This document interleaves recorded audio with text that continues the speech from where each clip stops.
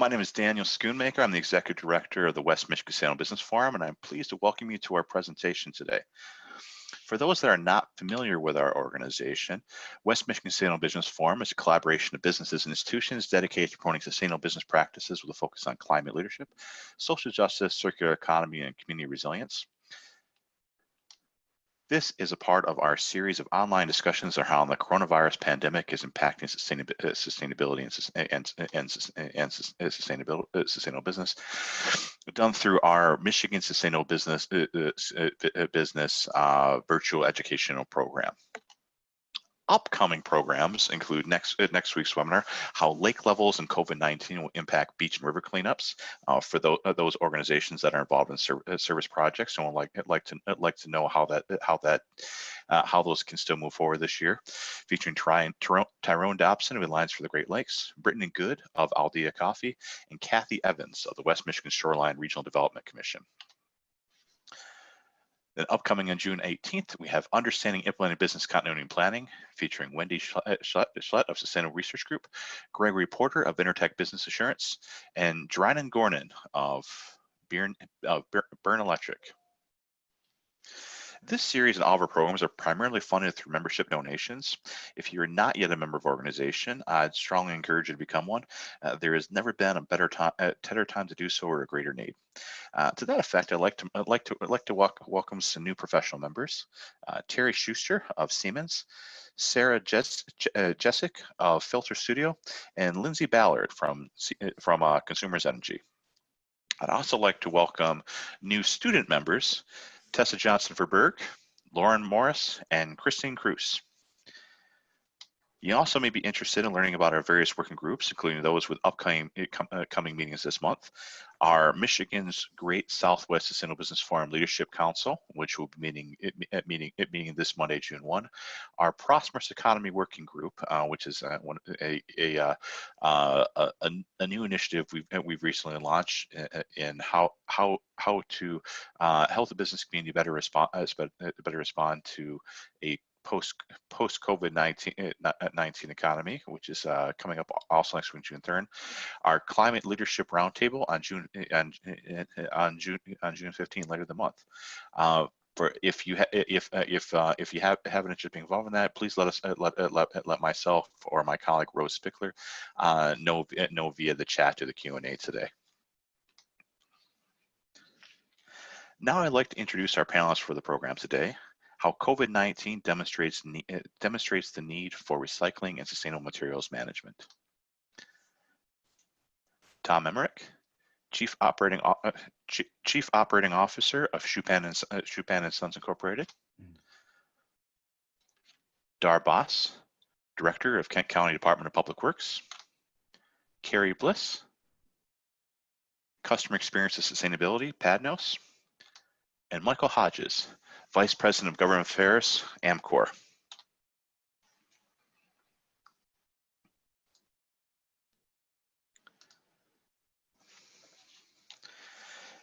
Thank you all for joining us today. For attendees, please note that you can share thoughts with the panelists or all our attendees through the chat function. You can also ask questions through the Q&A field, which is the box that you'll find at the bottom of our screen here, and also.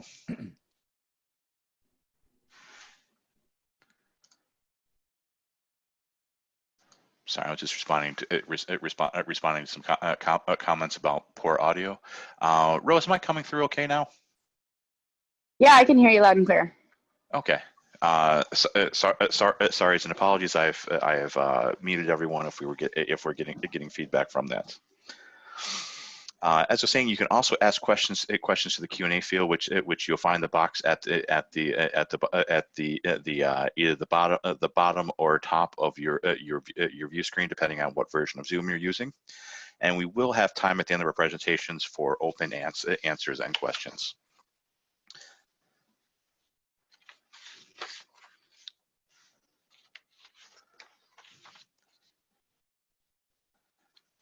So to start off, I'd like to give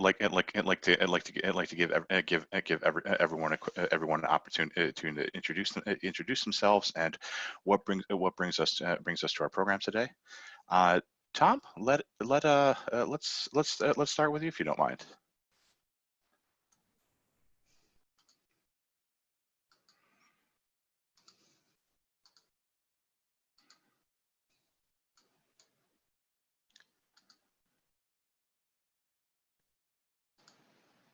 Tom, you will need to unmute yourself.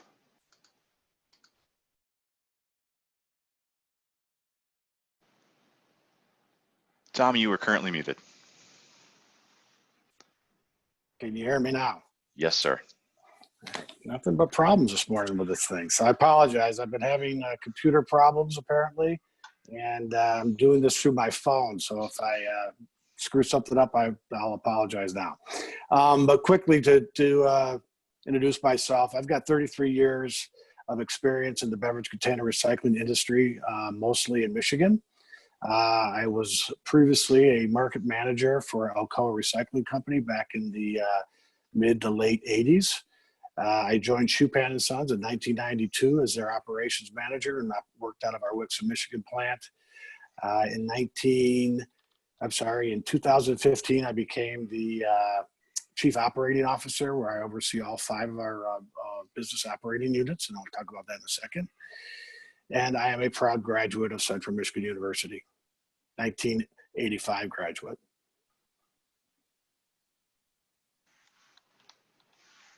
So you're gonna, there we go. So I mentioned that Schupan, if you look at the right side of the slide, we have 5 business operating units. The beverage container recycling, which handles the state's deposit law. We have industrial scrap recycling services business, which is your typical kind of scrap business, where we handle non-ferrous and ferrous metals. We're a materials trading operation that handles or buys and sells mostly non-ferrous metals throughout North America. We also dabble in ferrous metals as well as some plastics. We have an electronics recycling division that's based out of Kalamazoo. And we have an aluminum plastic manufacturing distribution business that's headquartered in Kalamazoo. We're a 3rd generation family owned business. I believe a couple of those generations are on this are on the seminar. Mark Schupan, the owner of the company, is with us, and his daughter Shayna. We've been operating since 1968. We're our 52nd year of operations. We have 15 facilities in 4 states throughout the Midwest. We have over 1,800 customers globally, and we employ over 500 people.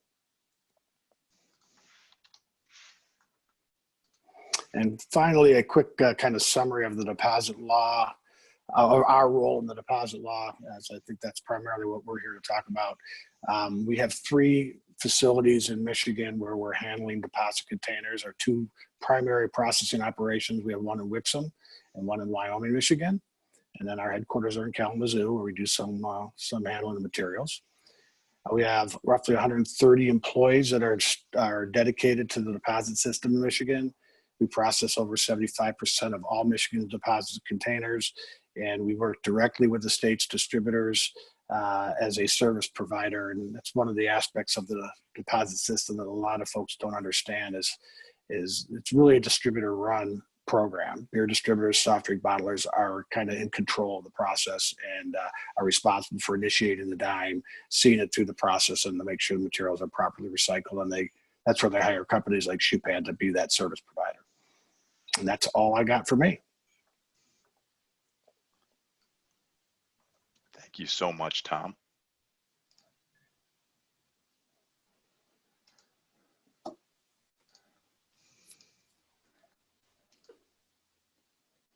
Dar?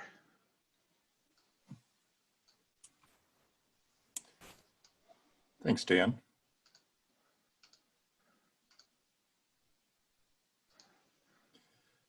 So I have been the Director of Public Works here for Kent County since 2015, joined Kent County in 2014.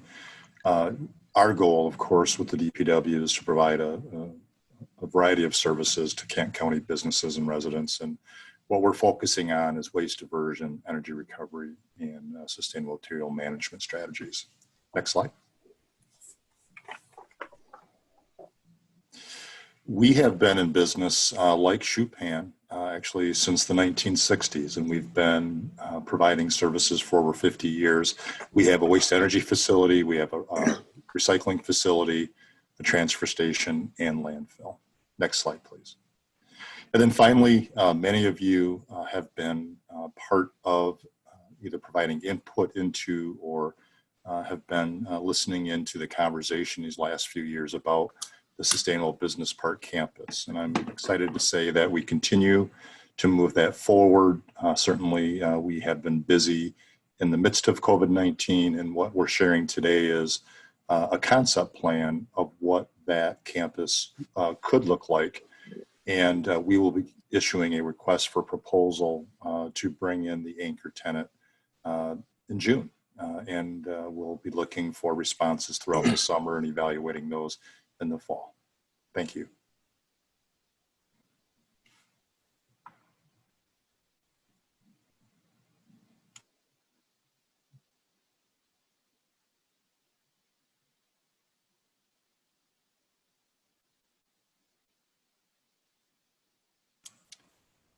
Dan, I think you're muted. Thank you. Sorry, I'm juggling the slides as well here. Kari? I am Kari Bliss. I do our customer experience and sustainability with PADNOS. PADNOS has been around for over 100 years. We are a fourth generation family owned and operated business. We handle paper, plastics, metal, and electronics. We have over 25 locations in the Michigan area and one location down in Indiana that specifically compounds plastics. Our main focus is finding ways to innovate and lead, making a positive impact in the world.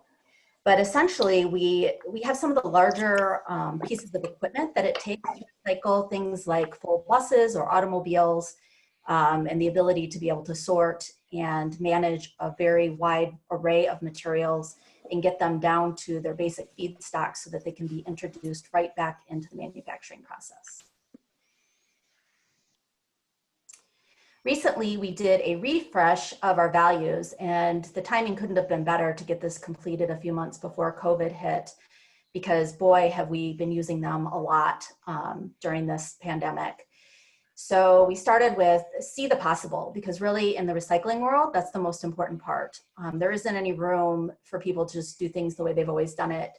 We have to really be able to look forward and be creative and see ways that maybe something could be different so that we can utilize all these materials that are out there. Always be crushing it is fitting for us. Obviously, there's a few different meanings to that, but essentially when we're taking the cars and we're crushing them literally and shredding them up, it's something you see every day at our facilities. Just be good people. Boy, has that one been important, not just for sustainability, but for the way that we've guided our ways through COVID. We started out, early on with asking people for if anyone wanted a voluntary leave of absence. Maybe this was the time people are either struggling with childcare or they just wanted to be able to spend some time with family under these circumstances. And we were amazed at just, we had almost exactly the right amount of people that we needed to take a voluntary leave, take that leave. And that's the kind of philosophy and being part of a family-owned business, I think, that you get. It's different than just being a number. It's one of the reasons why I'm so committed to the company. Be a force clients can't live without. Well, that's really my job, both from the customer experience standpoint and from the sustainability, is using all of the innovative technologies that we have, building collaboration, solving a difficult sustainability issue with a material that doesn't have a ready market. It can't be done with just one person or just one team member at one of our customers. It takes us working with the design team, the engineers, different municipalities sometimes, and really bringing all of those people to the table to come up with the ideal solution. And you don't need a desk to be a leader. I love that about PADNOS. So when I started at PADNOS 10 years ago, I was an account executive in the paper and plastics team. That position has evolved very nicely on a great trajectory for me. everyone at PADNOS absolutely has an opportunity to be a leader, and we pay for schooling. We even pay for our kids' schooling. So for example, I have 3 children. They will have 75% of their tuition covered by PADNOS at a Michigan State University. So it's just a pretty awesome way to be able to grow your skills. And that's it for me. Thank you so much, Kari.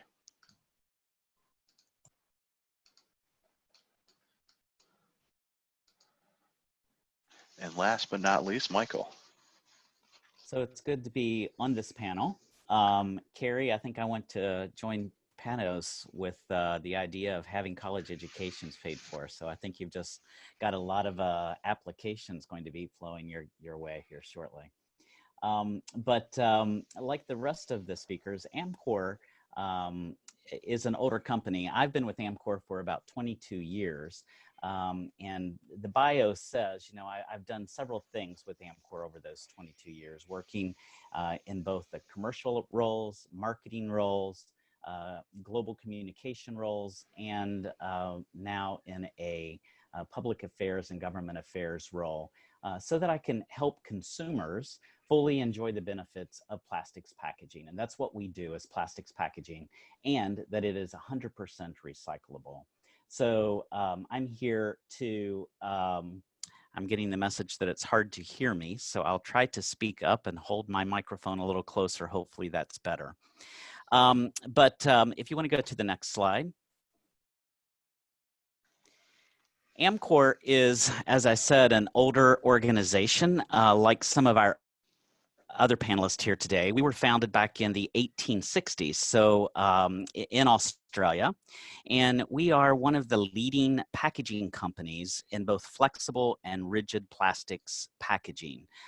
Today, we're about a $13 billion organization listed on the New York Stock Exchange, and we have, you know, a track record of setting value, creating, and making acquisitions in the markets. And as you can see, there's an array of the products that we make.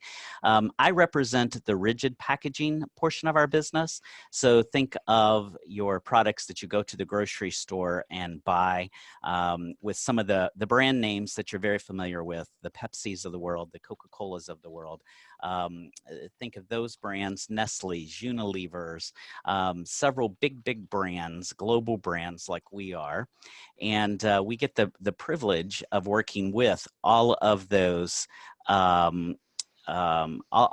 people. So, and our goal, if you'll advance to the next slide, please, is to make sure that our packaging is sustainable, because we really do believe the environment is better off because of our leadership and our products that we develop. In 2018, AMCOR was the first global packaging company to sign the Ellen MacArthur Circular Economy Pledge that had 3 basic attributes to it. First of all, we want to develop our products to be more sustainable, or to make sure that they're 100% recyclable. And we want to also increase our use of recycled content in those bottles. So we're so happy to work with people like Tom, who is working to collect the bottles throughout the state of Michigan. And that is such an important aspect for our business, so that we can meet that particular goal and use that recycled content.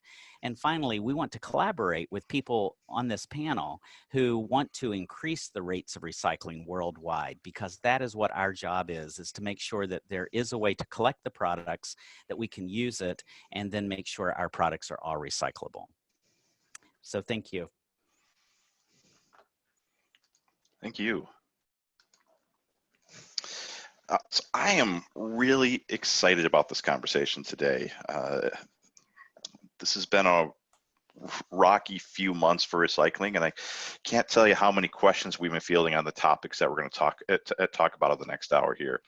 So it's May 27th. I think of the recyclers on the call. Some have started back up.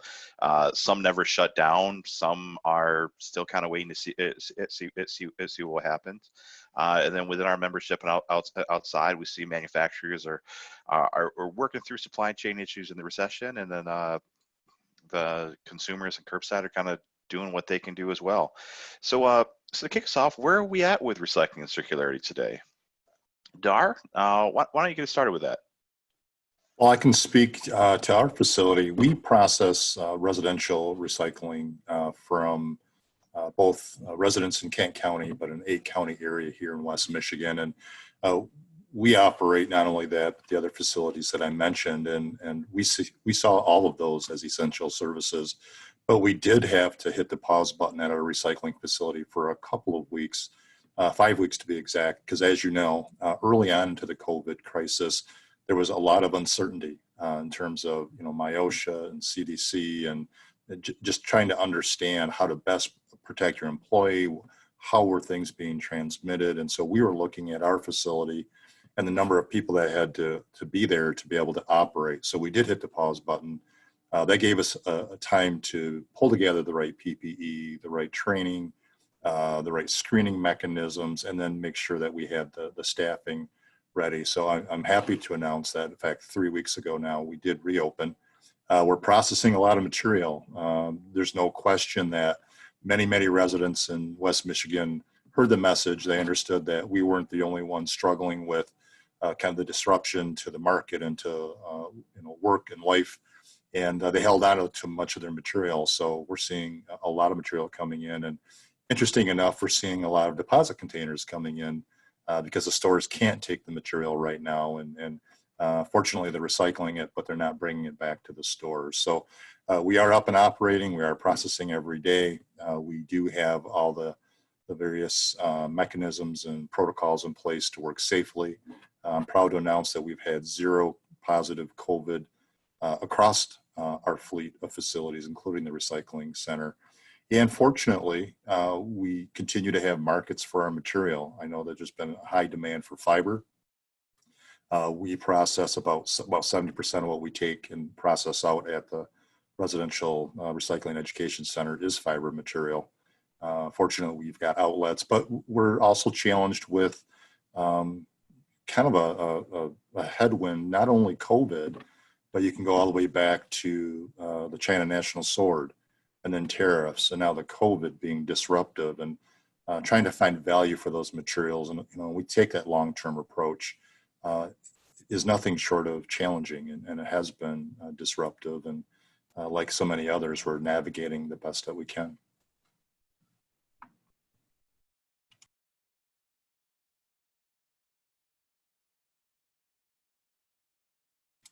Dan, I think you're muted. Kari, Michael, Tom, what are your thoughts?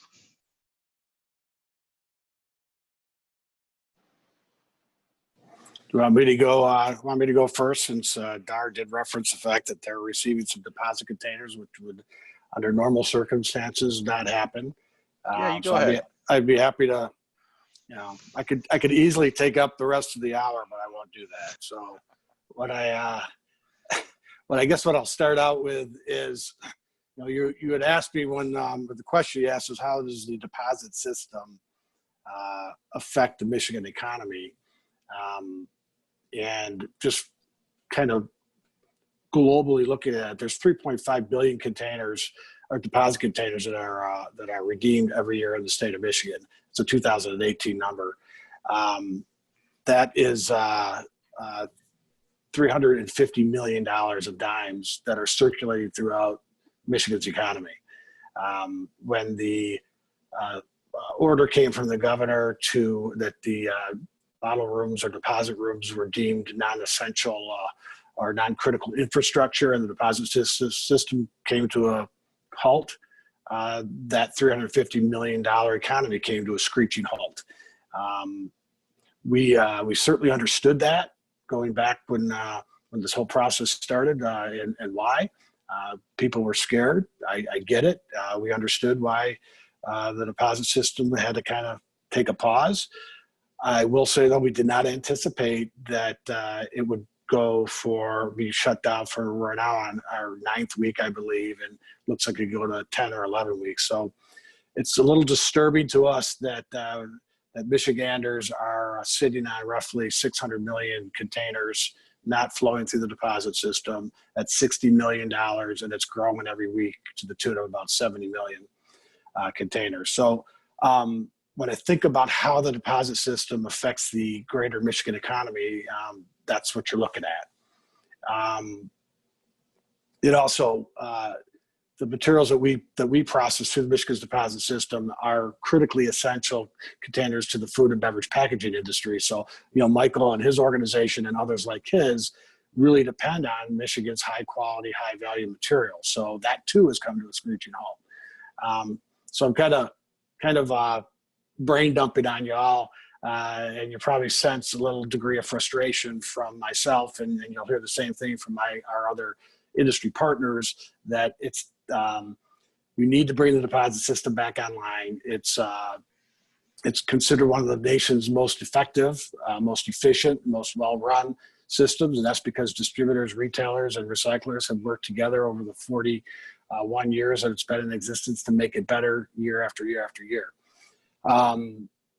So I guess I'm kind of getting into how has this pandemic really affected the Schupan family, the Schupan business and operations. It's not been good. We recognize why.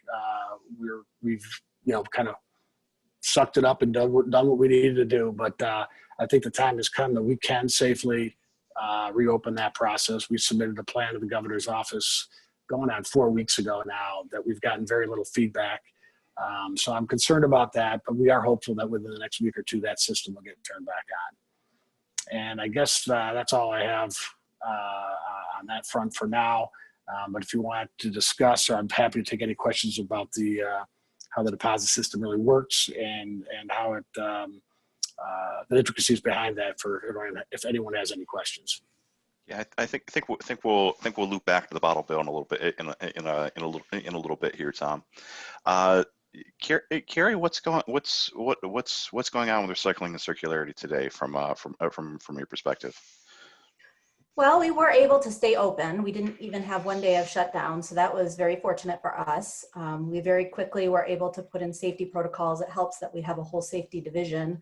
Our industry tends to be very dangerous, so we were able to utilize those resources right away to make sure that everyone stayed safe and felt comfortable being able to work.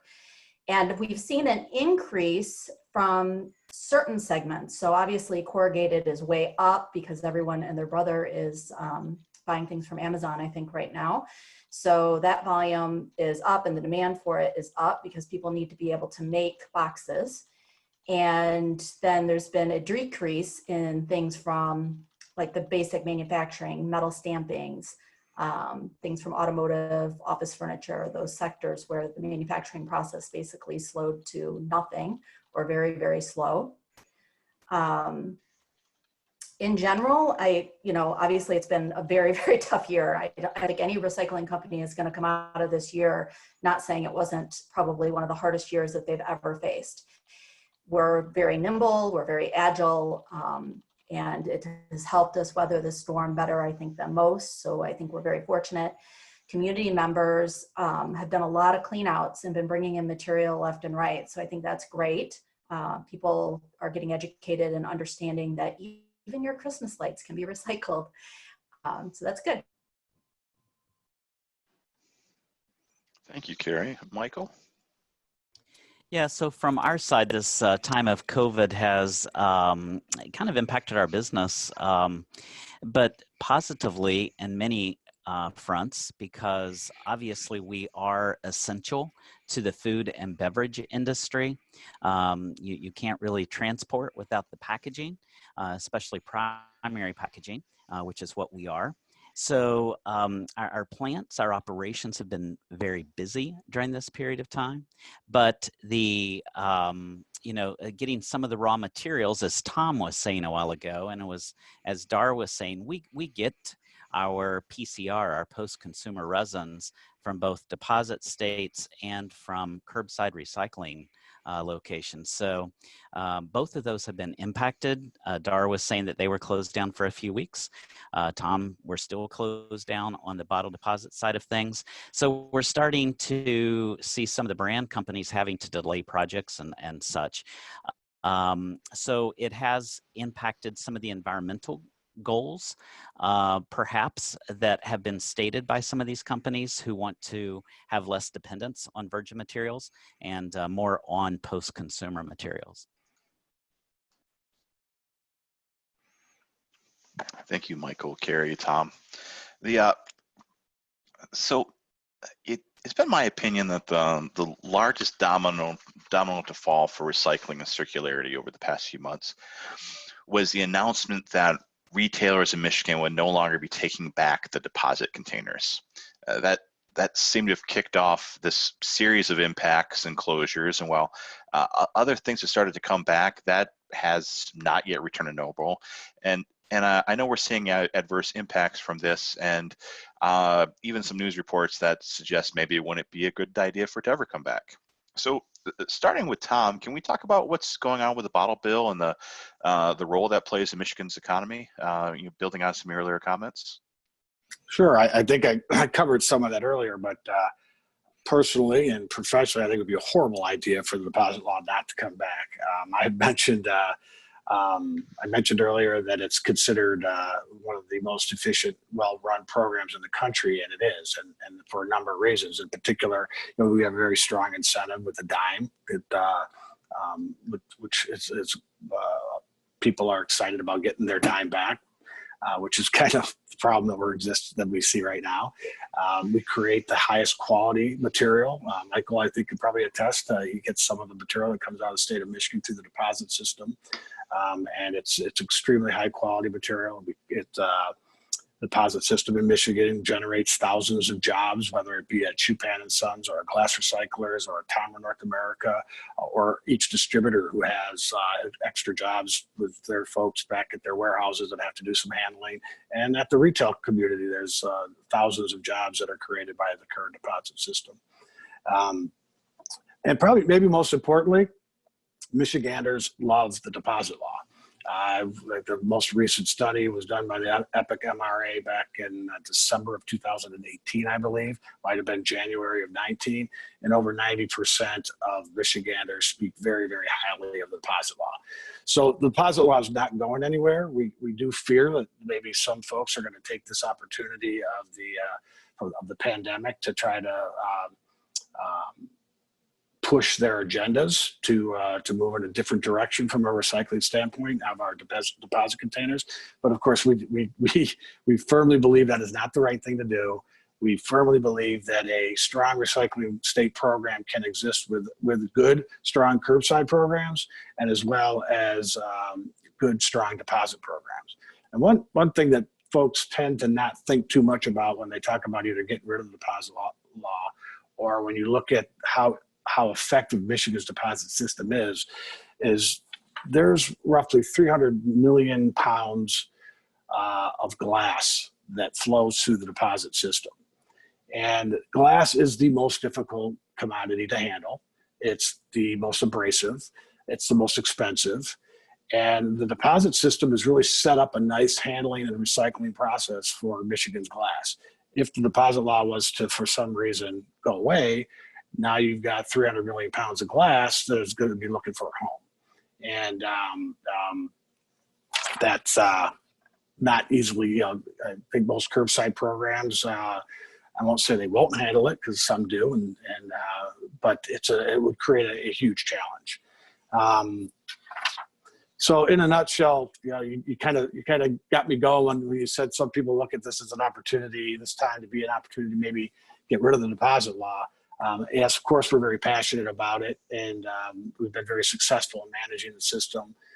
We work very closely with all of our business partners to make sure the system is effective and strong, and it will be strong, and it will be turned back on, and will be as strong as we've ever been going forward. I'm very confident of that. Michael, do you have anything additional to share? Yeah, so I was hoping you would come to me next because I would like to hop on where Tom kind of left off. I think Michiganders should be very proud of our bottle deposit system. Quite honestly, Michigan, there's 10 states that have bottle deposits, and Michigan has the highest rate of return. I believe the last statistic I heard was it's around 89% of the bottles that are in our deposit scheme get returned. So 89%, that is phenomenal. That shows that recycling works. It shows that bottle deposits work. And it shows, as Tom had mentioned a while ago, it is a clean stream for us. And it makes the best grade of food grade PCR that we can use again in our bottles. So I think, you know, to think that Michigan would go away from a bottle deposit system, I think it needs to be expanded. I think we need to look for more than just the carbonated side of the business. We really need to be looking at all plastic bottles, all aluminum cans, all types of things that would flow into that. And if you don't mind, I could offer a little bit more perspective as well. Run with it. Thanks. And I know we're focused a bit here on residential. There's multiple sides to the coin. The 89% return rate is fantastic when you compare that to residential curbside participation. But we've also seen some erosion in the amount of containers being brought back, right? So I think when the deposit law was first put into place, I think it was probably near 96, 97% returned. So it's habits and practices, and I think it's that overall message that all of us need to work on together on how do we improve this. So I mentioned the 89% that Michael spoke to in terms of the percentage returned. I can speak and know that in Kent County, so we're over 250,000 households. Based on the amount of material that we're processing, we only have about 25% participation in curbside programs throughout the county, which is better than the state average, but it still is lacking given the fact that we have the type of facilities and policy thinking and just, the likes of the Sustainable Business Forum here. So when you think about habits and practices, we do see millions of deposit containers coming into the Recycling and Education Center each year. It's fortunate that if they're not being brought back to the store, that at least they're being recycled. And during this COVID impact, we've seen that increase about 2.5 times, where we're seeing a lot of used beverage containers, aluminum, plastic, and others coming in, and we're happy to process those. But it points to, I think, larger questions about how do we improve curbside residential? How do we reinforce the message? Because we're looking at a couple things. We've been processing for 30 years, residential recycling. And as you know, the bottle bill's been in place for what, I think, Tom, you mentioned over 40. So when you think about the policy and the legislators and the people that were involved in the decisions back then as to why we needed to do these things, they're no longer with us, or they're retired, or they're at a different point in their life. And so we've continued with these programs, but there really hasn't been that kind of, let's step back and let's reinforce and re-encourage and ensure that people understand why all these programs are here and that we should be taking advantage of those. We know, based on the study that the West Michigan Sustainable Business Forum did, that there's over 10 million deposit containers being thrown away annually just in Kent County. That's $1 million worth of deposit containers. So I would just leave that for some further thought and discussion. Thank you. Thanks, Star. So pre-COVID, we were already talking about supply chain and trade pressures on circularity and recycling. China soared, the most prominent among those, with materials like single-use plastics and plastic bags creating additional concerns for recycling operations and consumer demands. So a few things to unpack here. Initially, thinking about how purchasing has shifted so dramatically, how are supply chains being impacted by interruptions in recycling? Kari, we skipped over you the last one. Would you like to start this one off?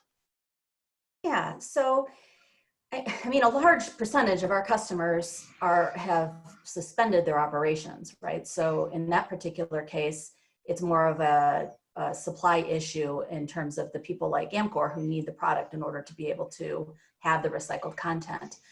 I think that we're starting to see that come back online fairly quickly. In general, most of the people I speak to are not putting sustainability on the shelf. They're seeing this as an opportunity They've got a little bit more bandwidth. A lot more people are working from home. They're not having that commute time. We're all reducing our carbon footprint right now just by not moving about as much as we used to and not having as many trucks on the road. So what can we do to continue? You know, I know personally in my own household, the extra time and the space that I've had have allowed me to reduce my landfill.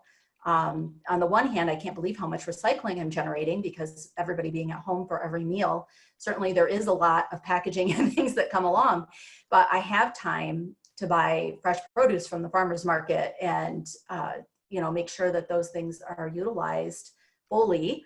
I mean, I even juice my leftovers, and then if there's something left after I've juiced it, then I put it in my compost at home. So there's time to do all of that. I'm not taking shortcuts. And as manufacturers and businesses can also use this as almost a catalyst to re-engage. And there's tons of cost saving opportunities. Obviously, everyone wants that. And it's more important than ever that we find those for our overall economy.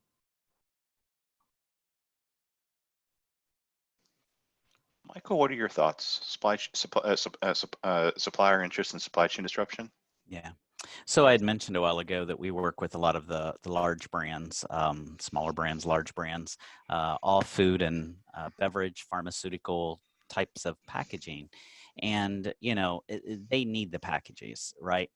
And with the goals towards more circular economy, so where the bottle I'm drinking from today can become the bottle I'm going to be drinking from tomorrow, with that PCR content. It is important that, you know, that these programs continue. Dara, you mentioned the curbside, and I don't I don't mean to discount. I think it takes a village when it comes to the types of PCR that we need to get back into our system. We need bottle deposits where they exist. We need curbside to be even stronger. As you pointed out, Kent County has about a 25% rate use said for recycling.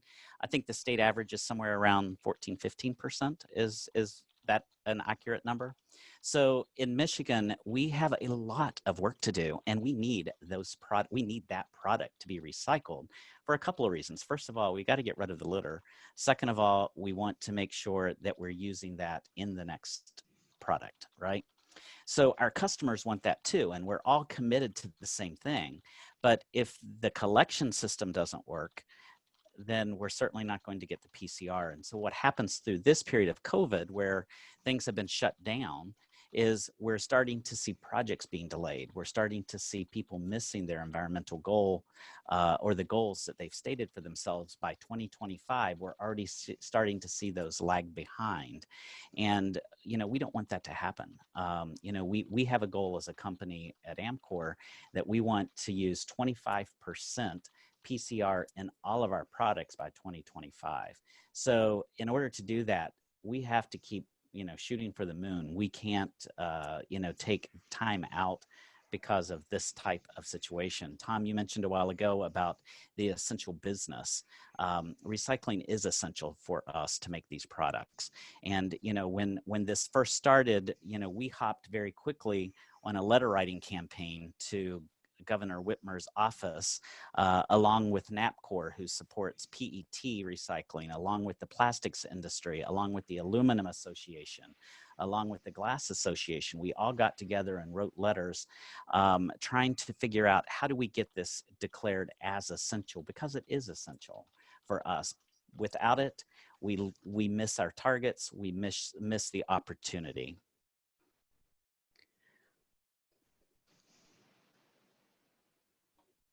Could I chime in a little bit here? Go ahead, Tom.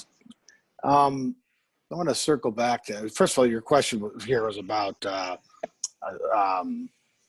supply chain and the flow of materials. Well, everything we do in the recycling business and the scrap business, for that matter, is about supply chain. So this is very critical timing, or time for all of us as the supply chain. If you're going to stop businesses from operating or slow them down, obviously the supply chain is going to be drastically impacted. And that's kind of where we are right now. So Michael's comments are very poignant and right on task, because he's a manufacturer and he needs a supply. That the deposit system being shut down obviously stopped the flow of high quality material to him. So his organization has to go out and find new material, which they're working very hard to do. So that's all very important for folks to understand. The other thing, I want to circle back to a couple of Dar's comments, because he's absolutely right. You know, the Michigan municipal recycling rate is considered to be around 15%. That number is probably reasonably accurate. I think that the challenge that we have in Michigan and the DEQ, now Eagle, engaged in a very exhaustive process 3 or 4 years ago to kind of really look at recycling in Michigan. And what was discovered is that the funding for recycling coming from the state of Michigan is almost nothing compared to states like Minnesota and Wisconsin, who have 45% recycling rates, and they're spending $20 to $30 million a year. Those are round numbers. I don't have the exact ones in front of me, but their states spend that kind of money to generate large recycling rates and support their curbside programs, which is really critical and important. Michigan, in the state of Michigan, we've had a very hard time coming up with the funding that's necessary to help support and build more robust, more successful curbside programs. While we have some really great operations throughout Michigan, there's no doubt about it, and we've gotten better and better over the course of time, we still have a lot of work to do there. So Dar, I totally understand and get where you're coming from. I'd only also want to point out that I mentioned in my very first comments that I felt that a strong curbside and deposit systems is the answer for recycling, not just in Michigan, but really nationally.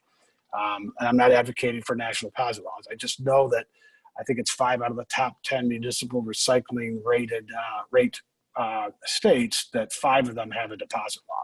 So that kind of tells you that deposits and curbside can work hand in hand and work well together, and can be an answer for the state of Michigan as we kind of explore new revenue sources.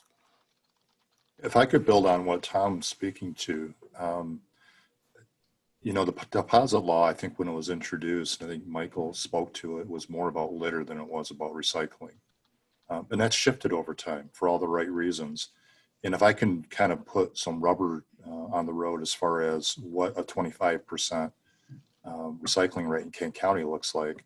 So if you look at all the households on a residential basis that generate recyclables at home, they're generating 100,000 tons of material that potentially could go back to market. If we're only collecting 25%, which is what we determined in 2019, that means 75,000 tons is still going to landfill. And that which points to the type of materials that Schupan and PADNOS and everyone here could be using. But the decision's been made, habits and practices, that so many of us, most of us, still have decided that it's just cheaper, easier, quicker, whatever, to throw these materials away. And it does speak to the education. And I don't know that we've ever really seen the bottle deposit law coupled with curbside recycling or recycling overall as two parallel. They're parallel. They're not seen as a process that can strengthen each other. So I think there has to be more conversation at the state level and certainly locally here on what type of public policy and education, other things can get us to move to where 75% is being collected and moved through the economy as opposed to that 25%. So if I could expand on that too, Dar, good comments, good thoughts for sure. Probably the most interesting is that, you have 75% from Kent County still being landfilled. I don't want to get too political or whatever here, but fact of the matter is Michigan has the lowest tipping fees of almost any state in the country. And when it's cheaper to put material in the ground than it is to recycle, it's not much different than the PCR world, right, Michael? Where recycled pellet is more expensive than virgin pellet, so the manufacturers for years tended to go to virgin. In the state of Michigan, we got garbage coming in from Florida and New York and Canada because it's really cheap to put garbage in the ground here in the state of Michigan. So that's something else that I really think should be looked at in that greater conversation that you mentioned. I love that perspective because we operate both a landfill and a recycling facility, and we have that natural tension between both of those operations. And I know that our landfill tip fee is roughly $40 a ton. I know that the cost of processing 1 ton of single stream recycling in Kent County is $140 a ton.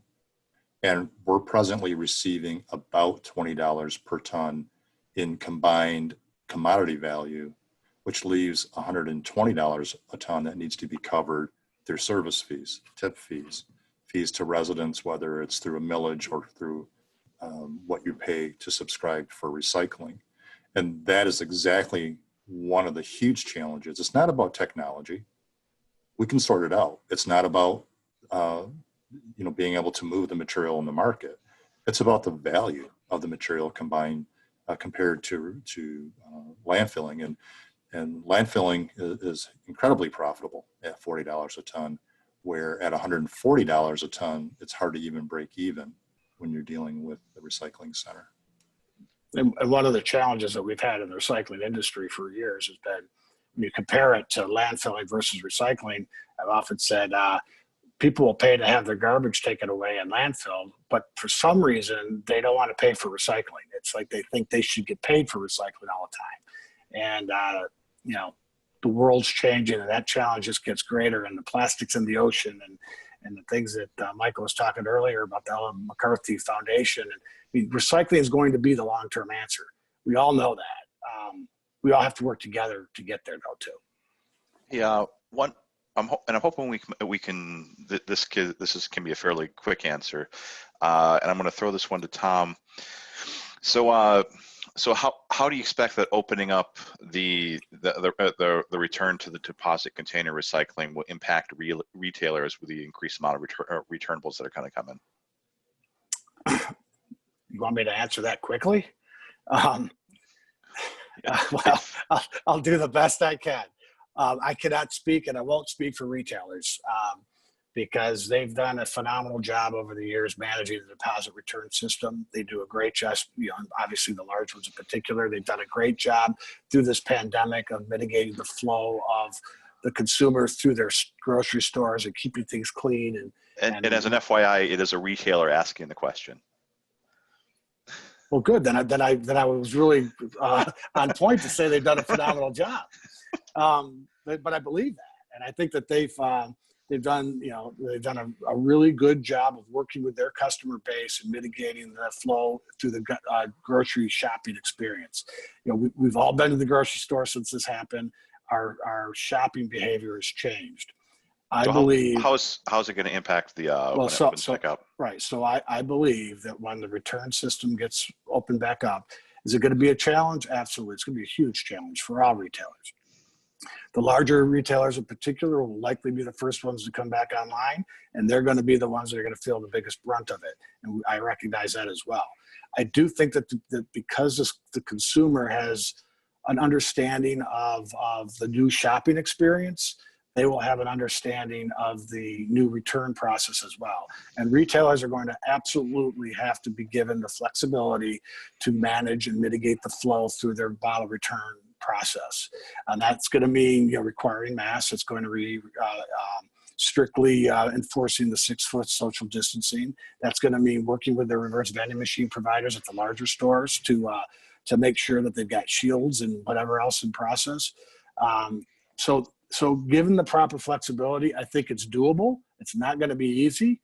Our UBCR, which is a jointly owned company by Schupan and Timer North America that services a majority of the largest states' retail stores, and roughly 65% of all deposit containers, we'll be able to handle, and Schupan's an owner of that, I think I mentioned that, but we'll be able to handle about 140% of what retailers currently are on kind of average today. So we'll be working closely with them on how much material we can handle, and we'll be picking them up more often, et cetera.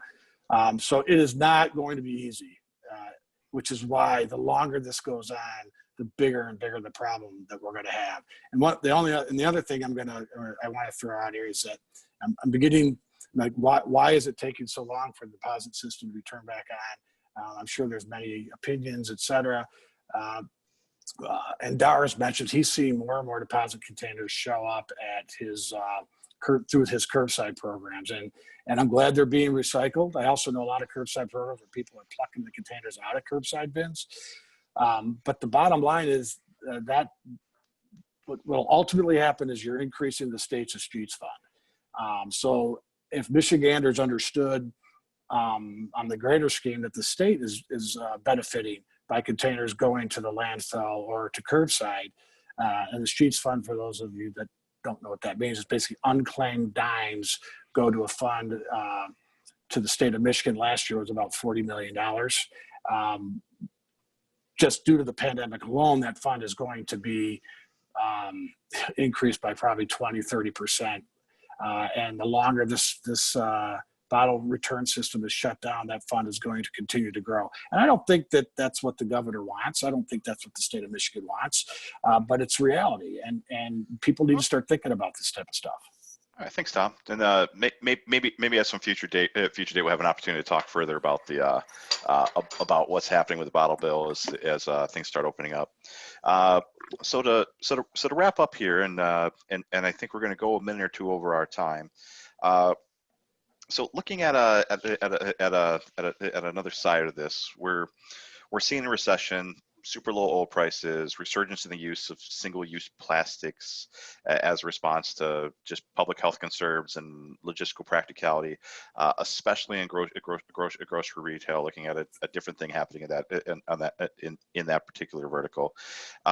So how do we feel about our ability to maintain an interest in circularity and to advocate for more sustainable materials and practices? And this will be our last question today for the practical purposes. Kari, maybe you'd like to share some thoughts on that? And you are muted, and I will unmute you. There we go. So, you know, they're definitely, specifically with the plastic bags at the grocery stores, as you mentioned, I get it. You know, one of my roles is being a treasurer of the recycling division for the Society of Plastic Engineers. And I've had this discussion, quote, argument with some of them because they're all very pro-plastic because that's their business, right? They want to be able to make plastic bags. They're cleaner. I mean, they are. There's the problem with a reusable bag is if you are a consumer and you're not washing it on a regular basis, and most of us don't wash the bags that we receive or that we buy from like a Meijer store, we don't take them home and put them, you know, with a wipe or anything like that, that could potentially transmit disease. So I can't really fault people for wanting to use a plastic bag right now under these circumstances. However, I think that there's an opportunity to utilize better quality products. So, you know, we have Public Thread, who is a wonderful community local business that takes the fabric from furniture manufacturing and turns it into bags. Those are very washable, you know, those will hold up. And so why not just make a better quality and trust people to do the right thing and be able to wash the bags? I think that that's possible. But there are certain circumstances where the single use is going to happen. We just need to find ways to make that single use compostable if it truly needs to be. So for instance, I'm happen to be going through chemotherapy right now. And so I'm in the hospital fairly regularly, and they bring me a cup of water and it's in a styrofoam cup. And I internally cringe just a bit because I'm not allowed to have my own bottle of water with me.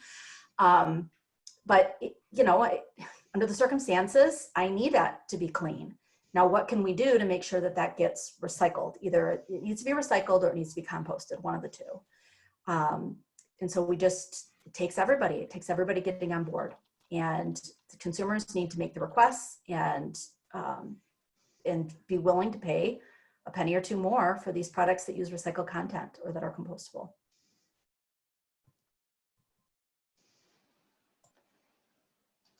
Any other closing thoughts here? Dar? Yeah, thank you. One of the goals for Kent County Department of Public Works is to create a program here, not only in Kent County, but hopefully in West Michigan, where things look and feel similar. I think one of the frustrating things that we all experience, and Kari is speaking to it too, is we understand that are those times when you need to use a styrofoam cup. And there's those times when cleanliness and hygiene and all those things dictate that. No one argues against that. But if you go to, and we worked with the Gerald R. Ford Airport, if you go there, you will see recycling stations that are branded that if you walk by and you go, oh, okay, I can understand how this program works. And not that our branding is any better, but we're trying to implement that countywide so that if you go to a Kent County park, or hopefully if you go to a Grand Rapids City park or a township park or wherever it might be, if you're doing public recycling, that there be that it look and feel the same, so that when residents and businesses and others are trying to participate in these programs, you reduce the confusion. And it is all about habits and practices, and it is about legacy and understanding that there's so much material out there. I'm not concerned about the styrofoam cup that Kari needed to use. I'm concerned about the 95 or 90% of the everyday items that 75% of the people are just throwing away because I guess they've made the decision on value and it's just going to landfill. I think that's the problem. Michael or Tom?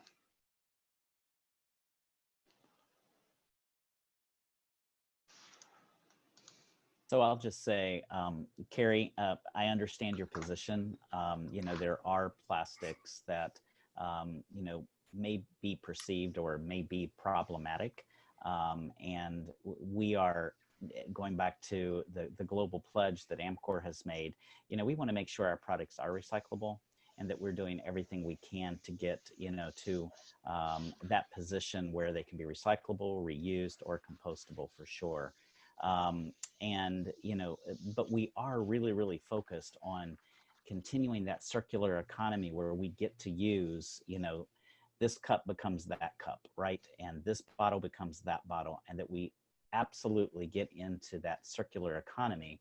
And the way we're going to do that is through people like yourselves who are on this panel today, really invested in the collection system and really invested in the recycling system, the infrastructure to do that.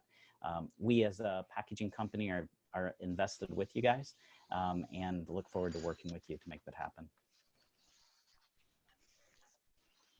How many final thoughts? No, I think I can't disagree with anything Michael or Dar said or Kari. I think the panel's been very informative for me as well as the others listening in. So I think I probably spoke more than my fair share. So I'll let you wrap things up. Thank you so much. Now, I'm going to make an offer today that we don't normally do because there are so many questions, and I think some of the issues we didn't really, we've only really scratched the surface. So if I have asked some of our panelists, and at least Dar is available to stick around for another 5 minutes. So we are going to, for practical purposes, wrap up the webinar now. But if you have a burning question, some of our panelists may be able to stick around for a few minutes and just be able to address those items for you. And I have the ability to give you the opportunity to ask those verbally as well. But barring that. If you did find our talk valuable, please become a member of the forum, or please do check out our website and our follow-up emails for upcoming webinars and other opportunities to participate in our program. Thank you everyone. Thank you everyone for participating, everyone, and thank you to our panelists. Yes, I can stick around too. I'm trying to manage this thing on my phone, so I'll stick around for a few minutes for sure. Awesome. Again, thank you, Kari, Michael, Dar, and Tom.